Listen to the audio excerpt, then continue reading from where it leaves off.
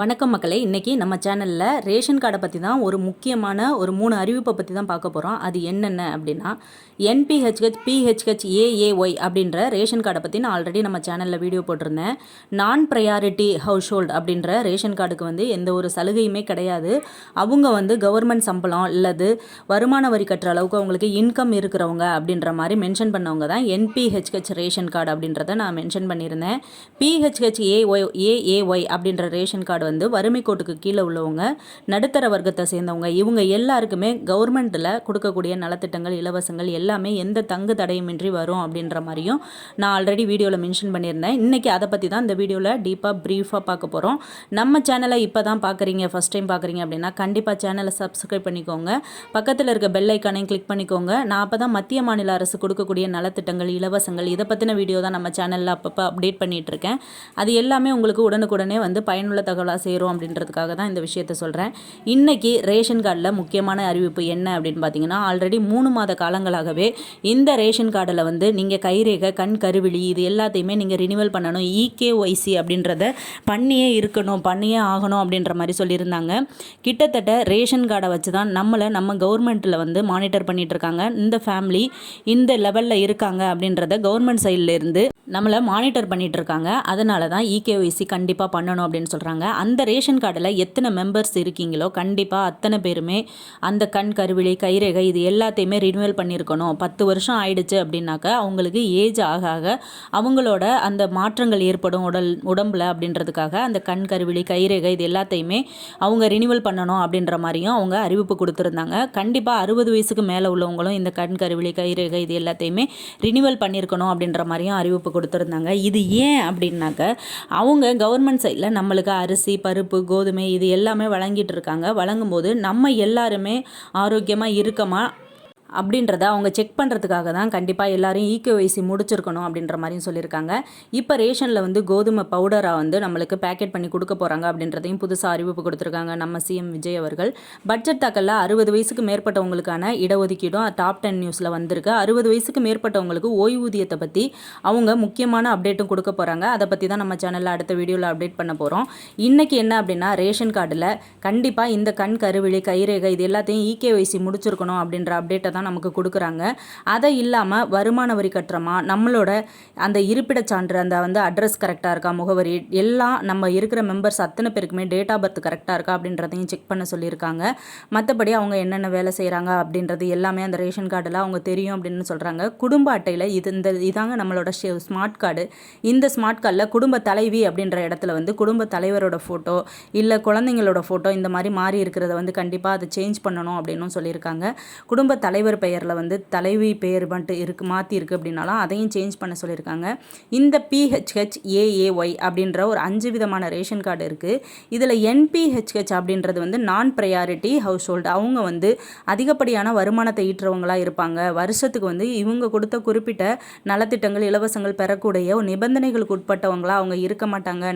நான் ப்ரையாரிட்டி அப்படின்னு மென்ஷன் பண்ணி அவங்களுக்கு ரேஷன் கார்டு கொடுத்துருக்காங்க அப்படின்ற மாதிரியும் கவர்மெண்ட் தரப்புலேருந்து சொல்லியிருக்காங்க. அதனால அந்த நான் ப்ரையாரிட்டிக்காரவங்க ஏற்கனவே கலைஞர் உரிமை தொகை 1000 ரூபா வாங்கிட்டு இருந்தீங்க அப்படின்னா அவங்களுக்கு கண்டிப்பாக இந்த 2500 ரூபா கிடையாது அப்படின்ற மாதிரியும் சொல்லியிருக்காங்க. அது இன்னும் முக்கியமாக அதிகாரப்பூர்வமாக அறிவிப்பு வரல. அதிகாரப்பூர்வ அறிவிப்பு வந்ததுக்கப்புறம் அது என்ன அப்படின்றதையும் நான் வீடியோவில் அப்டேட் பண்ணுறேன். அடுத்து, கோவை, உங்கள் பெயர் ரேஷன் கார்டில் இருக்கிறது. நீங்கள் மற்றும் உங்கள் வீட்டில் உள்ள குடும்ப உறுப்பினர்கள் இதுவரை ரேஷன் கடைக்கு சென்று பயோமெட்ரிக் வைக்காமல் யாராவது உள்ளார்களா? உடனே உங்கள் ரேஷன் கடைக்கு சென்று பயோமெட்ரிக் வையுங்கள். கோவை மாவட்டத்தை பொறுத்தவரை ரேஷன் கார்டுகளில் 2.5 லட்சம் பேர் கைரேகை பதிவு செய்யாமல் உள்ளனர். இவர்களுக்காக இன்று சிறப்பு முகாம் நடந்துள்ளது. நாளையும் சிறப்பு முகாம் நடைபெற இருக்கிறது. அதாவது சிறப்பு முகாம் நடத்தி அவங்க கண் கருவிழி, கைரேகை இது எல்லாத்தையுமே பயோமெட்ரிக்கில் பதிவு பண்ணாமல் இருக்காங்களா அப்படின்ற மாதிரி கேட்குறாங்க. ஒவ்வொரு மாவட்டத்திலையும் தனித்தனி ஐடென்டிஃபிகேஷனும் அவங்க பண்ணிட்டு இருக்காங்க. எந்தெந்த மாவட்டங்களில் சராசரியாக எத்தனை பேர் ஐடென்டிஃபை பண்ணியிருக்காங்க, எத்தனை பேர் கைரேகை இணைச்சிருக்காங்க, கண் கருவிழி இணைச்சிருக்காங்க, இந்த இகேஒய்சியை கம்ப்ளீட் பண்ணியிருக்காங்க அப்படின்ற அவங்க எல்லாத்தையுமே அவங்க அளவிட்டு தான் நம்மளுக்கு எடுத்து சென்செக்ஸ் முறையில் அதை சொல்லிட்டு இருக்காங்க. இத்தனை பேர் அதில் பதிவு வந்திருக்கு அப்படின்ற மாதிரியும் நம்மளுக்கு விளக்கம் கொடுக்குறாங்க. கோவை மாவட்டத்தில் 11.50 லட்சம் ஸ்மார்ட் ரேஷன் கார்டுகள் உள்ளன. இந்த கார்டுதாரர்கள் தங்கள் பகுதியில் உள்ள ரேஷன் கடைகள் மூலம் அரிசி, கோதுமை, பாமாயில், சர்க்கரை உள்பட உள்ளிட்ட பொருட்கள் வாங்கி வருகிறார்கள். கோவை மாவட்டத்தில் மொத்தம் 1453 ரேஷன் கடைகள் செயல்பட்டு வருகின்றன. கோவை மாவட்டத்தில் ஆல்ரெடி என்ன சொல்லியிருந்தாங்க அப்படின்னா, வீடு வீடாக சென்று இந்த இகேஒய்சியை கம்ப்ளீட் பண்ணிட்டு இருக்காங்க. நிறைய பேர் இகேஒய்சி கம்ப்ளீட் பண்ணாதவங்களை அவங்கவுங்க வீட்டுக்கே போய் கண் கருவிழி கைரேகை எல்லாத்தையுமே பயோமெட்ரிக் எடுத்துகிட்டு போய் ஒரு சில ஸ்டாஃப்ஸ் இதை கம்ப்ளீட் பண்ணிட்டு இருக்காங்க அப்படின்ற மாதிரியும் சொல்லியிருந்தாங்க. அடுத்து இந்த நிலையில் ஸ்மார்ட் கார்டில் உள்ள குடும்ப உறுப்பினர்கள் யாராவது இறந்தால் அவர்களது பெயர் நீக்கப்படாமல் இருப்பதாக கூறப்படுகிறது. இதையடுத்து பொது விநியோக திட்டம் சார்பில் ஸ்மார்ட் கார்டில் உள்ள குடும்ப உறுப்பினர்கள் அனைவரிடமும் இருந்தும் கைரேகை அல்லது கருவிழி பயோமெட்ரிக் பதிவு பெற நடவடிக்கை எடுக்கப்பட்டு வருகிறது. இதுதாங்க அங்கே கவர்மெண்ட்லேயே அலர்ட் பண்ணி நம்மளுக்கு மக்கள் தொகை கணக்கெடுப்பு போல் இந்த பயோமெட்ரிக்கை வச்சு வீடு வீடாக சென்று வயசானவங்க யாரும் நடக்க முடியாதவங்க இந்த மாதிரி இருந்தாங்க அப்படின்னாக்க அவங்களுக்கு அந்த கண் கருவிழி கைரேகை நாங்கள் வீட்டிலேயே போய் இதை பதிவு பண்ணி கொடுக்குறோம் அப்படின்ற மாதிரியும் தகவல் கொடுக்குறாங்க. ஏன் அப்படின்னா இது ரொம்ப ரொம்ப இம்பார்ட்டன்ட். கவர்மெண்ட் சைடில் அவங்க எல்லாருமே நம்மளுக்கு நிதிகளை ஒதுக்கி நம்மளுக்கு நலத்திட்டங்கள் இலவசங்களை செய்யணும் அப்படின்னு கவர்மெண்ட் தரப்புலேருந்து நினைக்கும் போது நம்ம சைடு உள்ள இந்த ஒரு இகேஒய்சி அதை அப்படி கம்ப்ளீட் பண்ணி வச்சுக்கிட்டோம் அப்படின்னா அவங்களுக்கு நம்மளை மானிட்டர் பண்ண கண்டிப்பாக எல்லாமே கரெக்டாக இருக்கும் அப்படின்ற மாதிரி சொல்கிறாங்க பேப்பர் வைஸு. கோவை மாவட்டத்தில் மொத்தம் உள்ள குடும்ப உறுப்பினர்களின் 96% வரை கைரேகை பதிவு பெறப்பட்டிருக்கிறது. விடுபட்டவர்களை கண்டறிந்து வீடு வீடாக சென்று ரேஷன் கடை ஊழியர்கள் கைரேகை பதிவு பெறும் பணியில் ஈடுபட்டிருக்கிறார்கள். இதை தாங்க சொன்னேன். விடுபட்டவர்களை கண்டிப்பாக, ஏன்னா நம்மளுக்கு அது தேவையில்லை அப்படின்னாலும் அது கவர்மெண்ட்டுக்கு அவங்களுக்கு தேவை. நீங்கள் அதை இகேஒய்சி கம்ப்ளீட் பண்ணியிருக்கீங்களா இல்லையா அப்படின்றத அவங்களுக்கு கணக்கெடுப்பில் தேவை அப்படின்றதுக்காக 96% வரை கைரேகை பதிவு ஆயிருக்கு. மிச்சம் உள்ள அந்த 4% மக்களை நாங்கள் வீடு வீடாக என்ன காரணம், எதனால் நீங்கள் பயோமெட்ரிக் வரலை, கண் கருவிழி இணைக்கலை, கைரேகை பதிவு பண்ணலைன்னு சொல்லி அங்கே உள்ள ஊழியர்களையே நாங்கள் சென்று நாங்கள் பதிவு பண்ண ஆரம்பிச்சிருக்கோம் அப்படின்ற மாதிரியும் சொல்லியிருக்காங்க. இது கிட்டத்தட்ட எல்லாமே கம்ப்ளீட் ஆகி வந்துட்டுருக்கு. அடுத்து எனினும் தற்போது வரை 2.5 லட்சம் பேர் கைரேகை பதிவு செய்யாமல் உள்ளனர். எனவே விடுபட்டவர்கள் கைரேகை பதிவு செய்ய வசதியாக இன்று சிறப்பு முகாம் நடந்துள்ளது. நாளையும் சிறப்பு முகாம்கள் நடக்க இருக்கிறது. இது குறித்து அதிகாரிகள் கூறுகையில், கோவை மாவட்டத்தில் 4 லட்சம் பேர் தங்களது கைரேகையை பதிவு செய்யாமல் இருந்தார்கள். எனவே கோவை மாவட்ட நிர்வாகம் பயோமெட்ரிக் பெறுவதற்காக மேற்கண்ட பல்வேறு நடவடிக்கைகள் காரணமாக 1,40,000 பேர் தங்களது கைரேகையை பதிவு செய்தனர். கடந்த 2-3 தேதி நடைபெற்ற சிறப்பு முகாம்களில் 14,000 பேர் பதிவு செய்தனர். விடுபட்டவர்களுக்காக இன்று சிறப்பு முகாம் நடந்ததையும் நாளையும் 2 சிறப்பு முகாம்கள் நடக்க இருக்கிறது. இதில் சம்பந்தப்பட்ட ரேஷன் கடைக்கு சென்று தங்களது கைரேகையை பதிவு செய்து கொள்ளாமல் இருப்பவர்களுக்கு மேற்கண்ட நடவடிக்கைகள் எடுக்கப்படும் அப்படின்ற மாதிரியும் கூடியிருக்காங்க. ஏன்னா கைரேகை இவ்வளோது நம்மளுக்கு கால அவகாசம் கொடுத்தும் கைரேகை பதிவு பண்ணலை அப்படின்னா அவங்க மேலே நடவடிக்கை எடுக்கப்படும் அப்படின்ற மாதிரியும் சொல்லியிருக்காங்க. கண்டிப்பாக இந்த இகேஒய்சி கம்ப்ளீட் பண்ணாதவங்க அவங்கவுங்க ஊரில் உள்ள பஞ்சாயத்தில் உள்ள ரேஷன் கடையிலேயே இந்த இகேஒய்சியை கம்ப்ளீட் பண்ணி வச்சுக்கோங்க. ஏன்னா எல்லா விதத்துலையுமே அது நமக்கு நல்லது.